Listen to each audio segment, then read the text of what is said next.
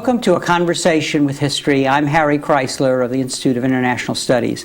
Our guest today is Perry Anderson, who is professor of history and sociology at UCLA. He's the author of numerous publications, including Passages from Antiquity to Feudalism, Lineages of the Absolute State, Considerations on Western Marxism, In the Tracks of Historical Materialism, English Questions, and A Zone of Engagement.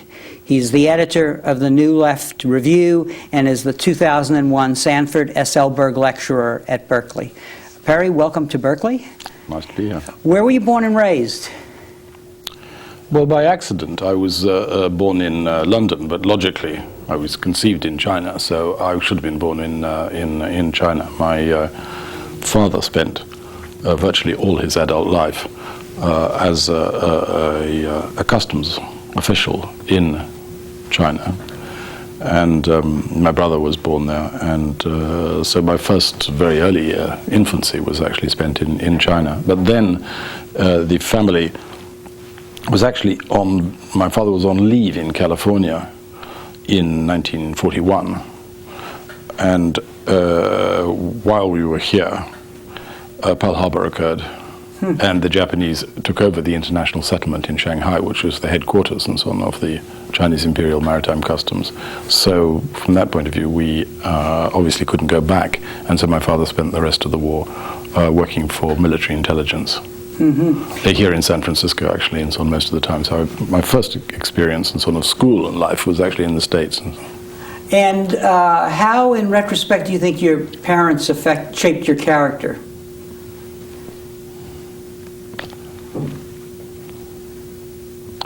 That's a very interesting question, which I find it slightly difficult to answer, because my father died when I was the age of 7, and I only really discovered, so to speak, his full life, career, and character, and so on, in doing historical research about him in the 1990s, and in that way. But it was a very cosmopolitan household. I suppose that would be the decisive thing. After the American experience, the family went back to Ireland, and then I was sent to school in England, and then we were sent abroad and so on a lot and so on during the holidays. So from very early age and so on, I got a sense of the importance of other cultures, other nations. And this is this global perspective is something that you carry forward in all of your work. I'm curious, what in going back and researching about your father many years later, was there any interesting understanding that emerged from that exercise? Well, of course, it taught me a great deal about interwar China, and it taught me a great deal about the foreign role. It wasn't, of course, just a British role or an American role. The Imperial Maritime Customs actually had Russians, Germans, Japanese. It was a real international consortium almost, managing basically Chinese tax affairs for the Chinese government, staffed and so on by these foreigners. So it was a very fascinating and unusual organization. So obviously I became deeply absorbed in learning about that. And in the course of that, in reading my father's confidential dispatches and so on to headquarters, I learned an enormous about his character and person. He was, I think, an extraordinarily brave and straightforward, and at the same time an orthodox human being. And I formed an enormous retrospective admiration for him. It was rather very moving for me, actually, to somehow discover one's parent and so on after 40 years after their death and so on, in the archives. What about books? Did you read a lot as a young person? Oh, very much so, yes. In the pre-television in Ireland, there was nothing to do during the vacations except read. So I and my brother, we read sort of 8 hours a day, basically. And any books stand out from your youth that really impressed you and put you on the intellectual path that you took? I read history from very early on, actually, and was extremely fascinated by it and so on. So if you somebody say, well, what in your teens, for example, what made the most impression on you? I think I would say maybe Gibbon's Decline and Fall of the Roman Empire. And how old were you when you read that? Just that's a good point. I suppose I was about 14, 15 maybe, something like that. I think it can be said of you that in some ways, you're in your work. You're not at home at any particular place, but in some way the world is your home. Were there any other influences from this early period that we've actually touched on a number that gave you this global perspective, this broad encompassing? Well, I would also want to put it. I wouldn't want to give, as it were, too bland an account of what it's like growing up if you're not, as it were, fixed in one place. One thing that certainly made an impression on me was the following. When I was a kid here in boarding school at Los Gatos. Oh, in California? In California, very much so, yeah.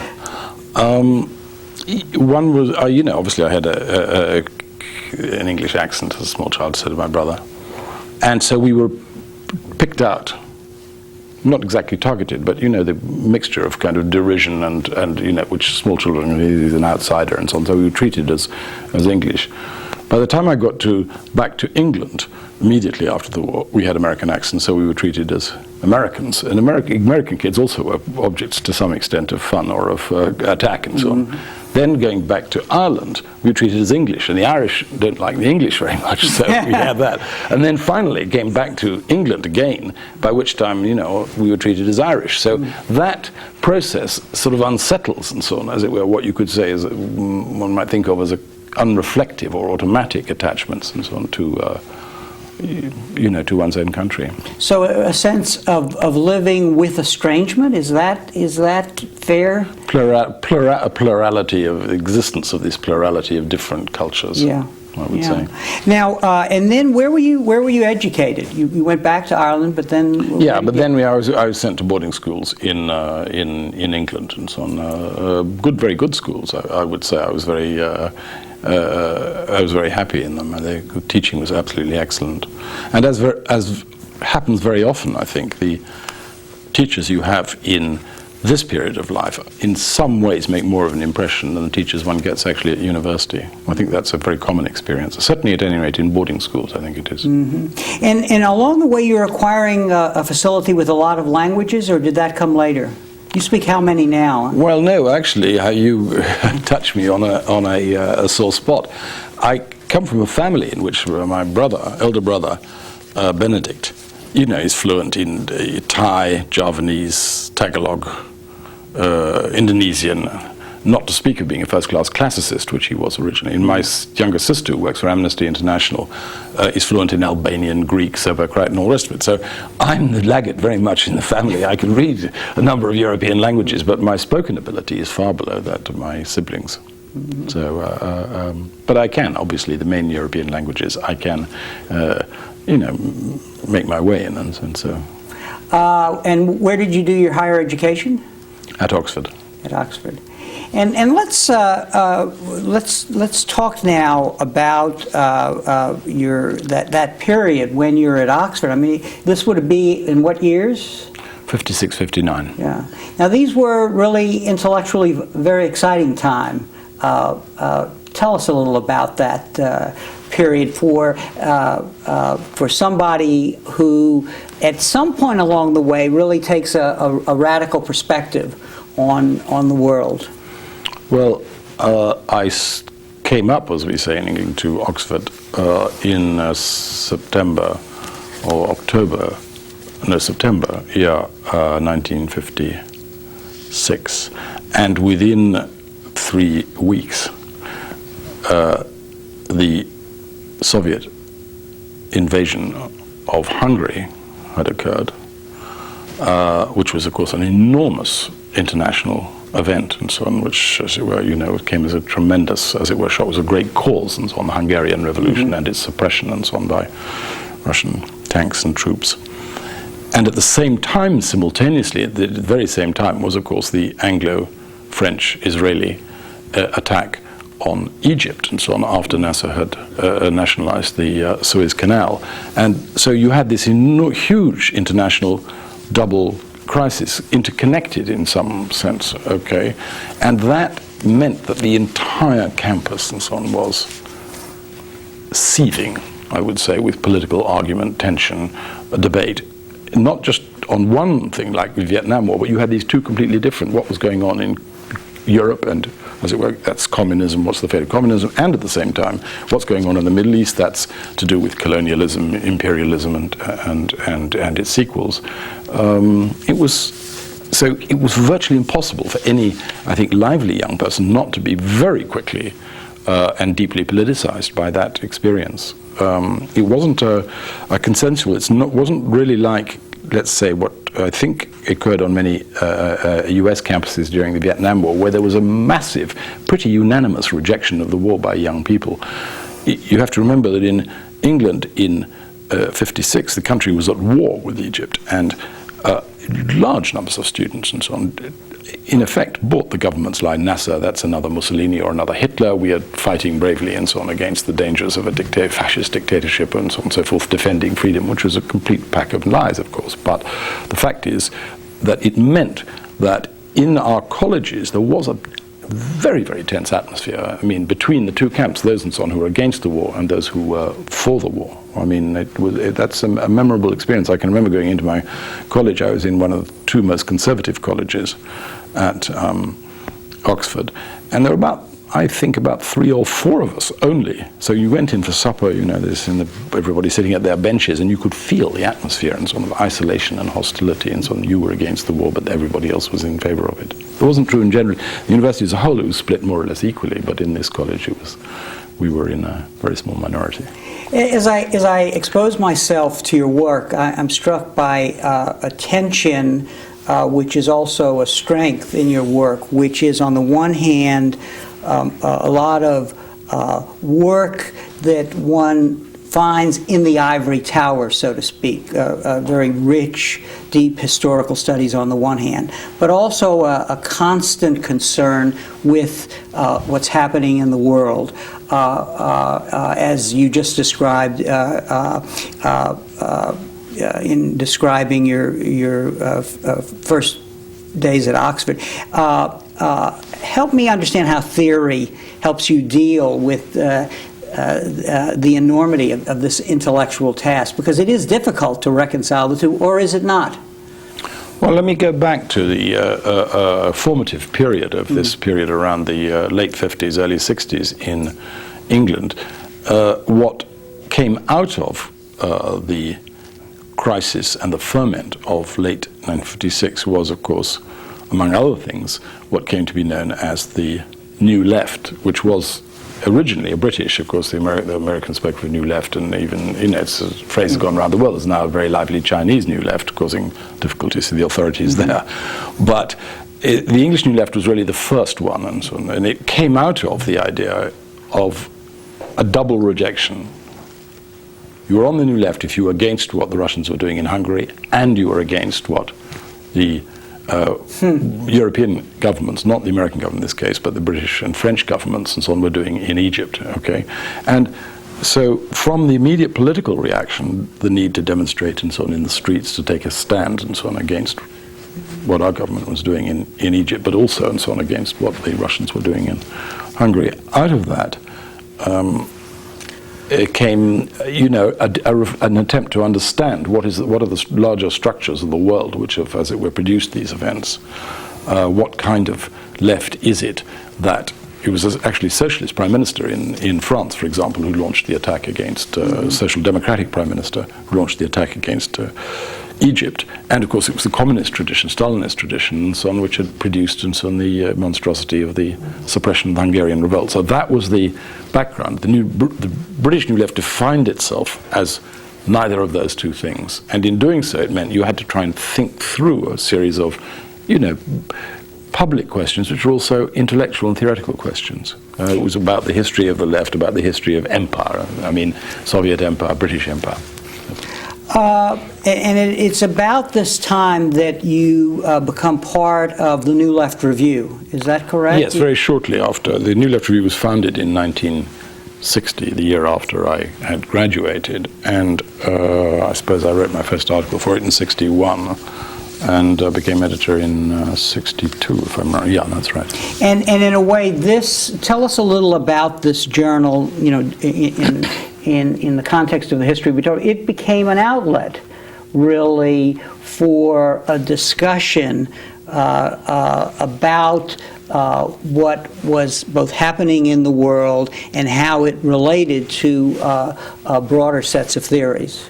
Yes, I mean, our aim, or at least until when I and my immediate cohort took over the review, and a couple of years after it was founded, I mean, our aim was to produce a journal which had the seriousness, capacity to publish something which is a very developed argument, which you associate with journals in the academy and academic journals, not just journalistic or agitational material, but at the same time ones that would be free from, you know, the professional apparatus and so on, and the necessarily ivory tower aspects and so on, as you put them, of any purely scholarly journal. So it was an attempt to produce a journal that would be radical and scholarly, and at the same time aimed at a general intellectual public.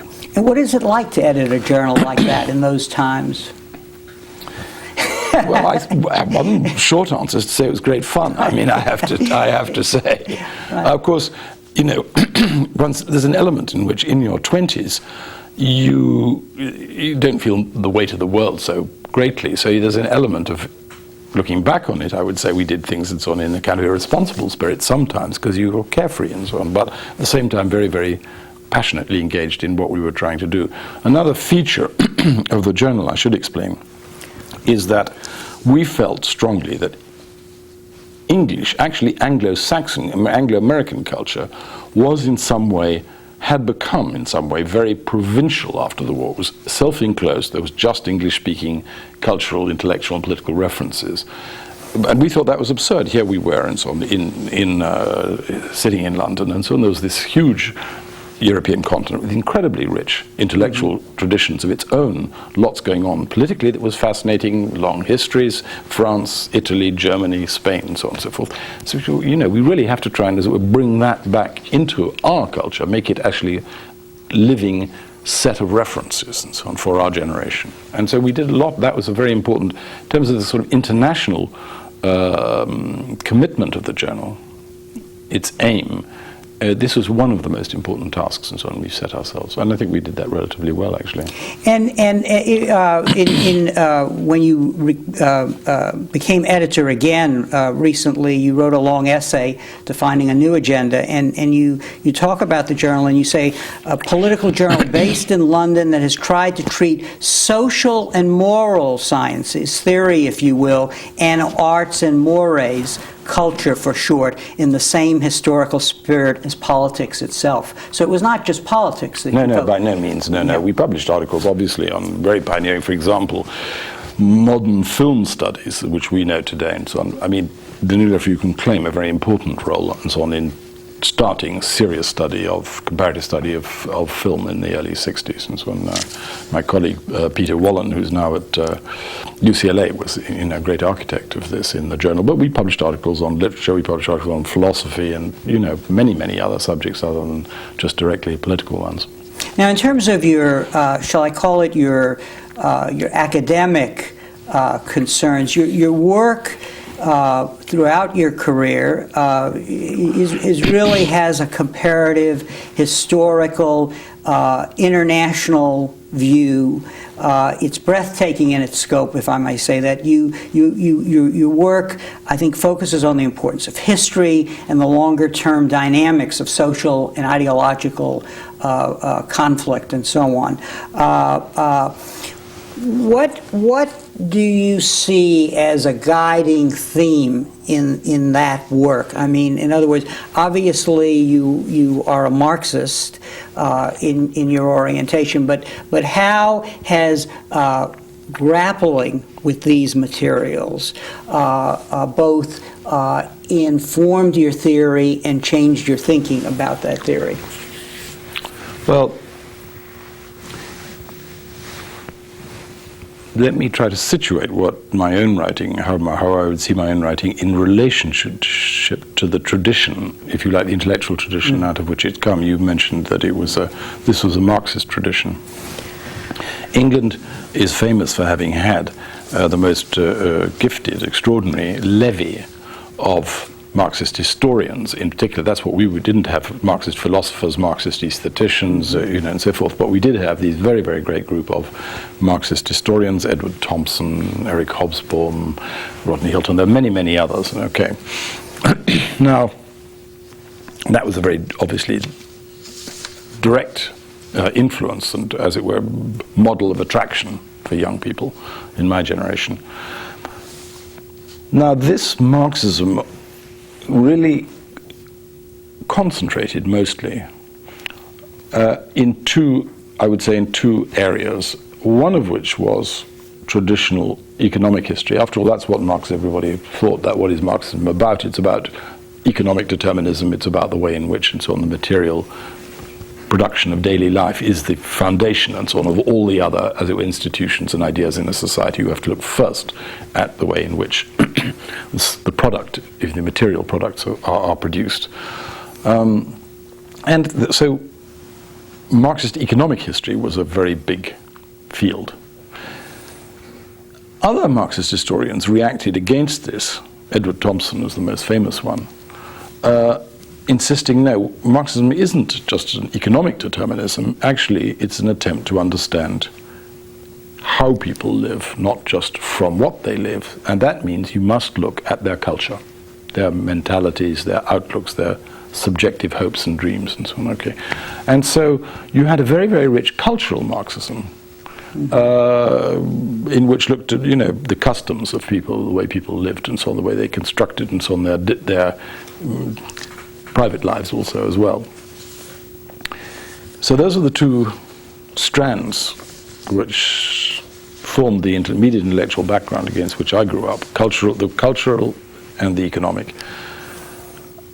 My own temperament, by temperament I suppose it wasn't really such a conscious choice, but my own temperamental preference was for politics in a somewhat more traditional sense. That's to say, I thought, well, what Marxists were not very good at was actually discussing political life itself, not, as it were, the culture as such, and not the economy, but the history of the state, and also the history of the ideas, and so on, political ideas, and so on. Those are the two areas that I felt, and so on, were a bit missing.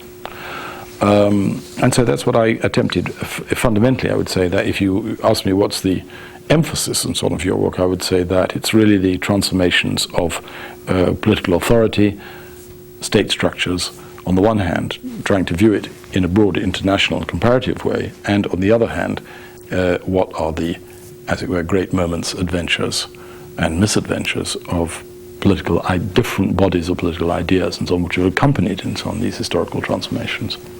One of your mentors, I guess, intellectually was Isaac Deutscher. Yeah. And you, in an introduction to a set of his papers, wrote that he had serene political fortitude, spiritual independence characterized his work, and that the universality of what he wrote was given by literary power. So in a way, is it fair to say that those are virtues that in a way have to characterize this kind of theorizing? Can we extend your description of him to the way you think about what you do yourself?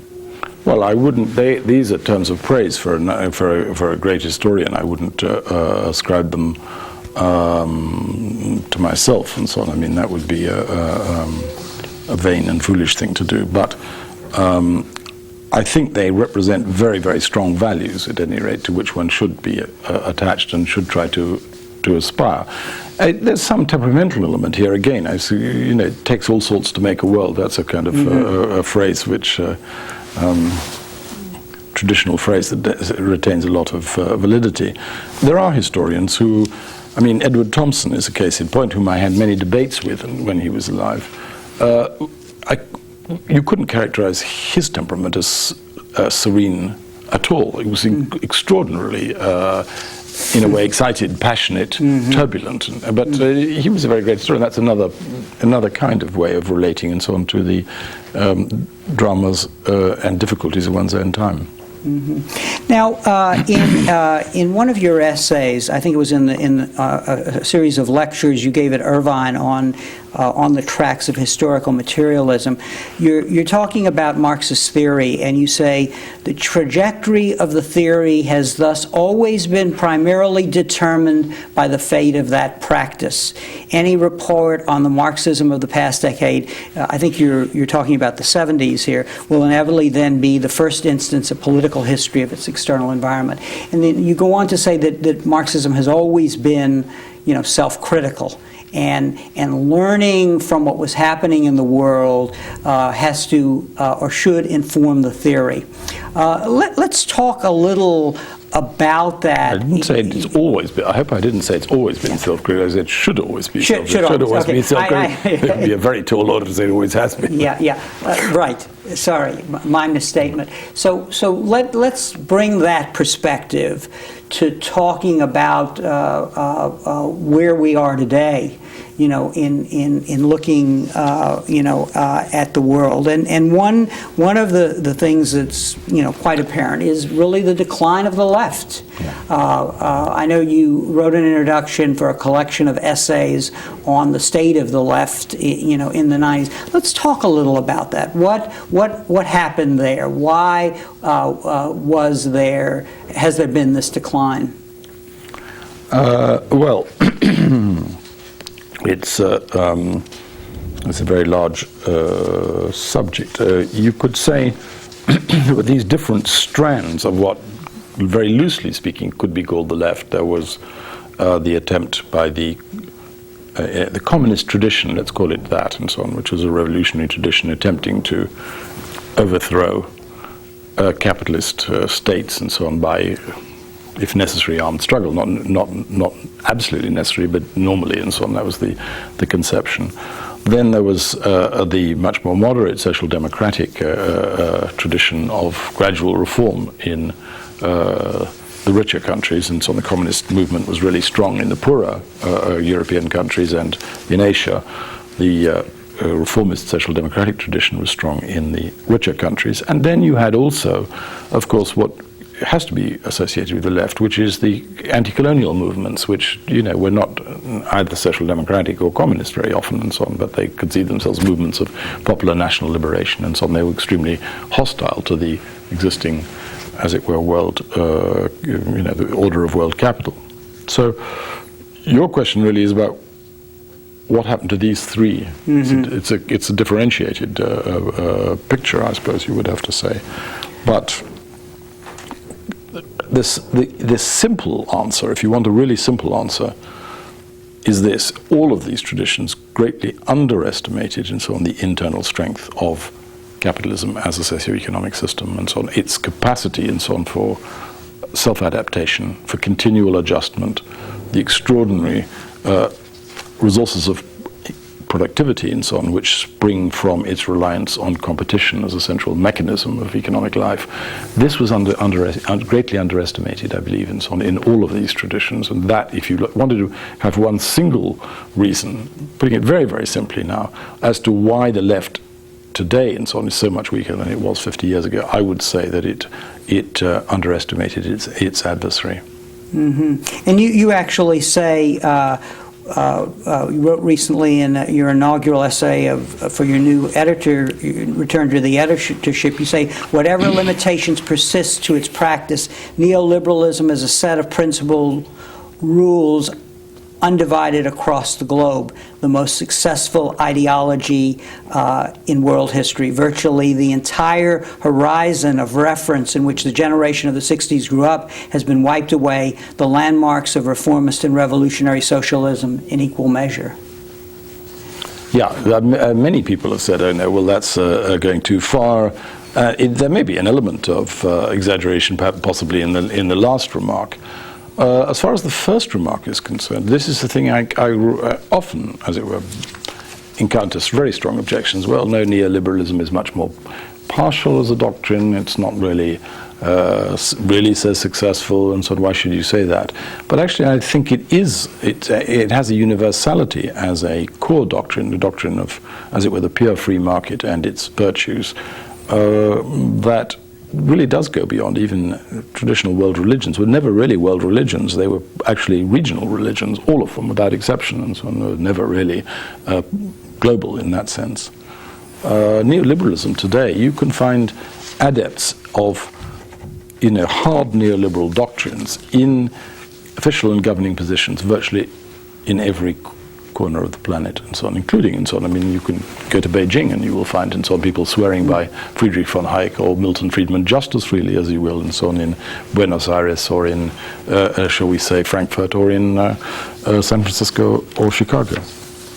Now you I think it's in the zone of engagement in your concluding essay there, where you're reviewing Fukuyama's work. You offer a look into possible future contradictions in the system, and at one point you say the sources of socialism as it was traditionally conceived have not so simply dried up. And then you go on to say, for the central case against capitalism today is the combination of ecological crisis and social polarization it is breeding. Explain what you meant by that. Well, social polarization, if you look at any of the big regular UN reports, you see that wealth today is more concentrated, more staggeringly concentrated on a planetary scale. I mean, the top, as it were, 20 individuals, richest individuals now, and so on in the world have at their disposal resources and far larger than a good many states, and so on. There's a staggering concentration of wealth at the top of the as it were, the global ladder, and at the bottom you have an incredible pit of misery, famine and misery, in very large areas of the world, and this has not substantially improved at all, and so on over the past 20, 30 years. Africa, of course, is the most catastrophic region in this latter respect, and so on. But it's also the case, and so on, if you look and so on at large parts of India and so on, Latin America and so forth. So social polarization is really, something actually that many liberals or conservatives will concede and so on, say this is regrettable and so on, but it still exists and so on. As for ecological disaster, I mean, it is very, very clear that this is basically now a kind of common sense in a way that global warming is, as it were, still proceeding. That if the entire, you only have to ask yourself, what would happen and so on if the entire population of India and China, had two-car garages and, was living at the technological and economic standards that the American middle class is today, and so on, the planet would become very rapidly uninhabitable. Now, one of the concerns that in your Elberg lecture yesterday that you were expressing was, and I may be reading into what you said, but so I will give you my reaction, is that one of our current malaises, in a way, is that internationalism, which we've talked about as being a guiding theme in the way you've looked at problems, is really, in a way, the perspective of international capitalism, whereas the opposition, the protest, tends not to have the same capacity to think and act globally. Help me restate what you said, and if you could help us understand that better, that would be... Well, I think at least for a century between, shall we say, the 1840s and the 1940s, the capacity to transcend one's own national limitations and national interests for a much wider set of interests, and to, as it were, translate this transcendence into actually organized actions, that belonged on the whole to the labor movement and to the left. didn't belong and so on to, as it were, businessmen, capitalists and so on and others. Since the 1950s, that has, I think, very dramatically changed. I mean, we have seen in the post-war order a high degree of coordination, the ability to take a kind of, as it were, a more than national viewpoint on the interests of the system, for the interests of the system, on the part of, as it were, the, let's say, on the part of the privileged, whereas those who are less privileged become more and more confined to local, regional, and at best national frameworks of action. But that's partly to do with the destruction and so on of the traditions of the Communist International and the withering away of many of the traditions of the alternative Socialist International as well.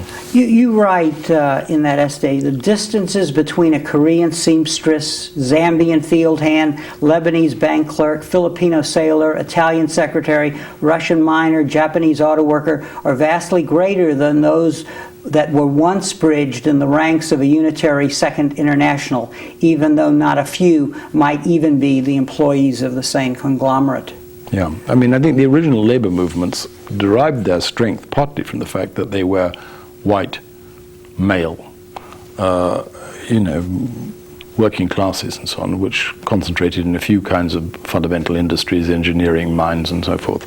Today, of course, capitalism is an infinitely much more larger, more ramified system on a world scale. It has many greater types of employment. Its geographical span is immensely vaster, so you have a huge dispersal and so on, in effect, and sort of those who work for capital, labor. While capital itself and so on has acquired more and more means and so on of coordination and so on of its activities on a world scale.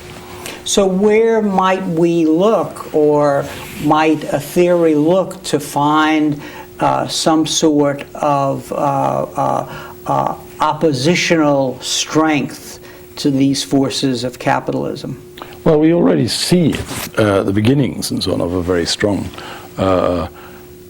potential popular reaction in the anti-globalization movement. It's not a very happy term, the anti-globalization movement as such, and so on. Well, globalization itself is a bit of a euphemism, but it's clear that the actions in Seattle, in Prague, in Quebec mark the probable beginnings and so on of something like an attempt, a very conscious attempt by young people, by trade unionists and so on, by concerned citizens and so on in many parts of the world to come together to try and, as it were, stem and so on the uncontrolled operations of capital.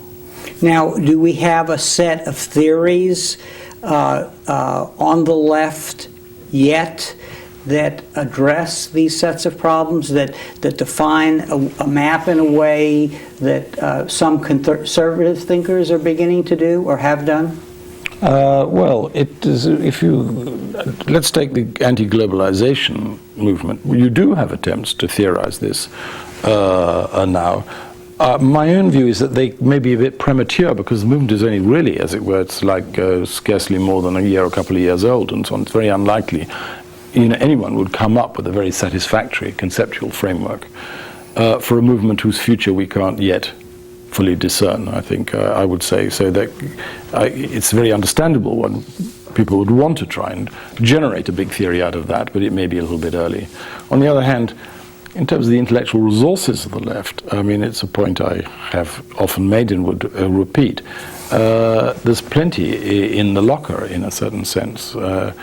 Today, let me just say simply, what is the single, if you like, most widely read work in the world about the history of the 20th century? And so it's actually Eric Hobsbawm's work, The Age of Extremes, is translated into I don't know how many languages and so on, as it were, more than 20 languages. And this is a work of a Marxist historian very openly reflecting on this whole history of the 20th century. Okay, if we want what is the most serious attempt to understand what's happened in the world economy from 1945 to the present, you don't turn to economists and so on who don't think very historically. You turn to a Marxist historian like my colleague Robert Brenner at UCLA, whose work and so on is the fundamental contribution to understanding, to unpacking and so on the very complicated history of actually what's happened from 45 to the present. If you want to understand the cultural tone and temper of the times, and also a great deal of what we could say is the lived experience, at least in the advanced capitalist countries, of the period from the mid-70s to the present,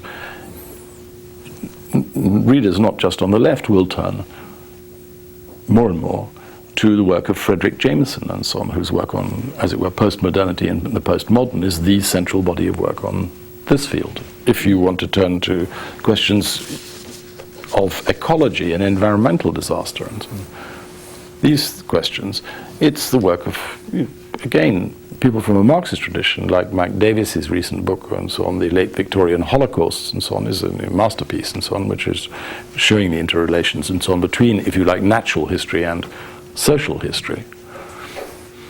So I think one has and so on a very rich repertoire, if you like, of intellectual resources and so on the left, and it's that I don't think that we're at all in the decline of the left is a political and organizational decline. Curiously enough, in this period, intellectually, the left is quite still, I think, pretty vibrant. Mm-hmm. Now, what with these intellectual resources in hand, can we look at any of the phenomena in the world today as a source of effective political action in the future? You've talked about the anti-globalization movement. What about the women's movement?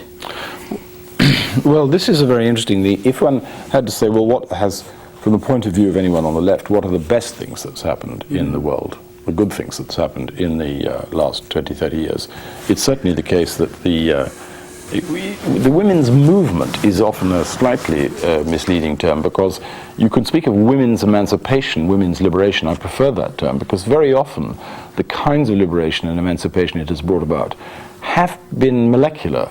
They're not necessarily the result of an organized movement in the sense that the labor movement is a movement with an apparatus, an organization, institutions, continuity. The women's movement is a much larger cultural and social sea change, and it's an enormous change. Obviously, it's a great step forward for equality. I mean, and just historically, it's that's such an obvious a point. Now, having said that, it's not clear at all, and this is a matter which I think many people are uncertain about, how far the equalization of relation between the sexes has consequences for the social and economic structures as a whole. How far can capitalism simply quite happily live with that and so on? I mean, without really, as it were, changing its ways in any other That aspect. is the equality of the sexes. Yeah, the equality of the sexes. You could have equality of the sexes and great social inequality as well, as we have. Social inequality has not declined at all in the United States in the last 25 years. Basically, since the late Carter days, inequality has increased in the United States very steadily, even under President Clinton. It actually, and so on, if you look at the real indices and so on of the wealth, disposable wealth, you will see that inequality has actually increased even over the period and so on of the Republican presidencies in the 80s. So social inequality has greatly increased, but at the same time gender equality has also increased. So the two things and so on, gender equality has increased. So this is a kind of conundrum, which I don't know that anybody really expected. Conservatives thought, oh no, well, you're going to level all social difference if you allow and so on equality between the sexes. People on the left thought, well, if you have sexual equality, that must, and so on, as it were, generate greater degrees of social equality. But so far, the evidence isn't all in, but so far this looks as if, and so on, these two things can coexist: greater sexual equality and greater social inequality. And what about the potential of the ecological movement as being a source of revolutionary potential? Well, I would say that so far there was one. We may be in a kind of a trough at the minute. The initial impetus of the ecological movement was extremely radical, and it had a kind of revolution, certainly a revolutionary potential for changing the coordinates of the society. Then, typically, in the 90s above all, I believe, the green, as it were, movement became more and more institutionalized to some extent co-opted and so on into the existing structures, particularly evident in Europe and so on, where green parties, when they finally entered government, behaved not very differently from, as it were, rather traditional, very unexciting, as it were, standard non-green parties. On the other hand, I think this has bred a lot of discontent among younger activists and so on. Therefore, I think that the potential for a radical ecological movement remains and so on very, very big. And it's also just simply the case the dangers are getting worse and worse. I mean, so it would be crazy and so on to discount or minimize the emancipating potential in effect and so on of ecological activism. What should we make of the relationship of this phenomena of globalization and its relation to American power in the world? Is globalization merely a manifestation of American power? Well, I think I'll put it like this.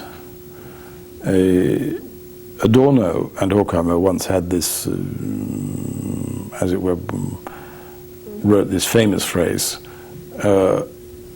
he who does not wish to speak of capitalism should be silent about anti-Semitism. I believe that's actually a false proposition in some ways. It's too drastic. Plenty of anti-Semitism that's nothing to do with capitalism. But I think you can say that he who does not want to speak about America should be silent about globalization. The two things and so on are very, very closely interlinked, very closely interlinked.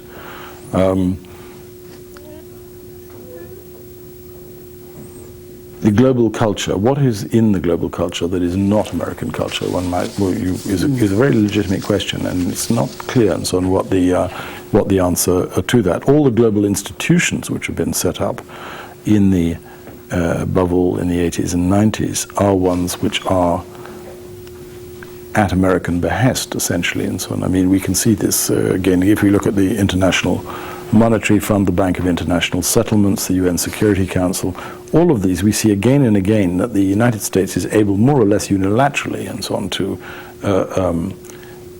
compel these international institutions to do what is in effect a national will. It's not a diktat directly, because actually most other governments freely cooperate and so on, wish to cooperate. But this is undoubtedly an American order. It's a Pax Americana of a kind that even the most ambitious of the generation of, for example, D. Nashson, I think, never really imagined. One of the points you make in your most recent long essay in the New Left Review was a commitment to look at the major changes in culture, and you've just suggested that many of them emanate from the United States. You speak of the massive displacement of dominance from verbal to visual codes. You talk about the way the market absorbs deviance in a youth culture, and finally the voltage connecting high and low systems have been shortened. Talk a little about that, the contours of what we have to look at there, and its power to contribute to the success of both capitalism and American power.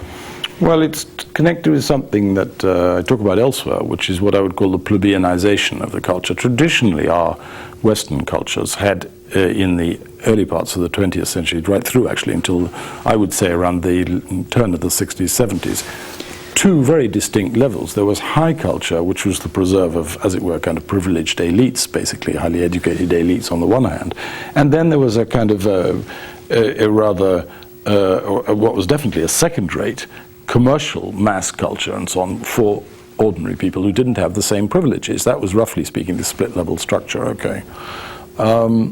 It meant, it had two aspects to this. On the one hand, the high culture remained, if you like, pretty uncontaminated and so on, as it were, by the commercial imperatives of the market.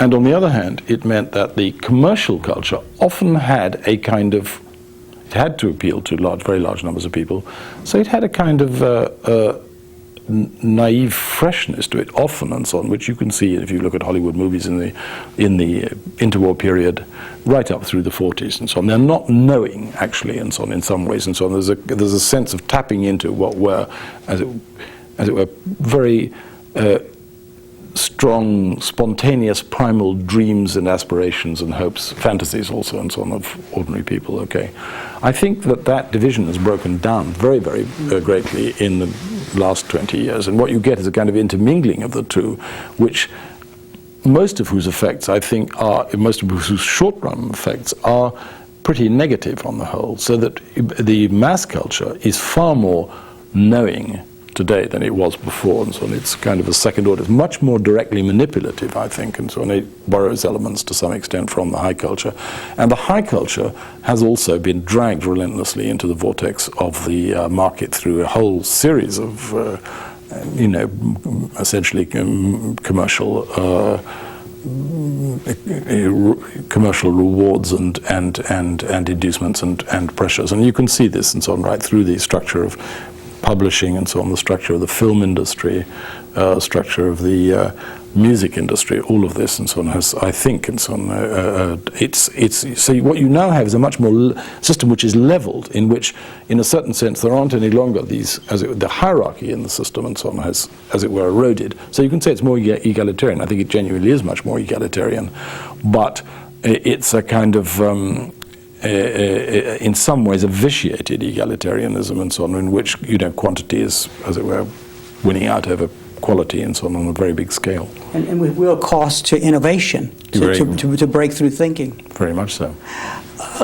What would you advise students about how they should prepare for the future?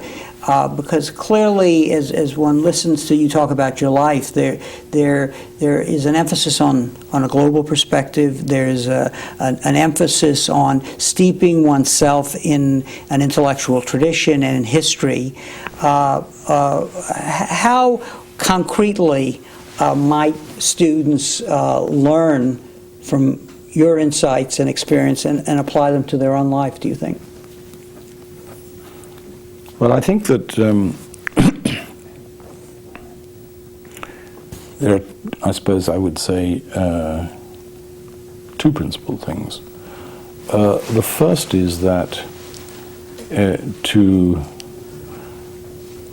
acquire a sense of the world in which you live, you really do need to be extremely curious about the past, and not necessarily just the immediate past, but the remote past. This is a very, very future-oriented culture we live in today, and so on. But that can blind you. It's a presentist culture, but as it were, with a strong leaning to thinking simply about the future. That is a form of blindness, and so on. So to orient yourself in the world as a young person, and so on. I think there's no other way than steeping oneself to the maximum extent possible and so on in the accumulated previous experience of other, as it were, generations, which are available fundamentally in books, of course, and so on. That's still the primary way of, as it were, acquiring a knowledge of that. It's not an exclusive knowledge, because now we have all kinds of other visual aids and so forth, which are very important. But that's the first thing, is, as it were, you have to be able to look back as well as forward. In order to be able to look forward intelligently, you need to have a strong sense and so on of what occurred earlier. And then the second thing is, which is of course particularly, I suppose, important in the United States, which is a kind of entire universe to itself and so on. It's a huge continent, very large numbers of Americans and young Americans have never traveled abroad at all. That's much more difficult to do if you're perched on the edge of Europe, in England or something like that. You're bound almost and so on to have a sense of these other cultures. But I do think there that the experience, as it were, of simply of not just travel as a tourist and so on, but living abroad, as it were, immersing yourself in some other culture is absolutely decisive and so on. You can't really be a phrase which is often used and so on, a citizen of the world, without some element of that. One final question: Have you maintained an optimism about the future? given the theories that have guided your perspective on the world and the present state of the world? I never really used the terms optimism or pessimism. I don't think that, I mean, about myself. Unlike, there were many people who became radicalized in the 1960s, about, I would say, 5-10 years younger than myself and my contemporaries, who had incredibly high hopes that the entire world would be changed through the turmoil of the late 60s and the early 70s and so on. When that didn't happen, they were completely crushed. They were utterly disappointed, and they became either passive or very pessimistic and so on. I think that was a very broad phenomenon, very broad phenomenon.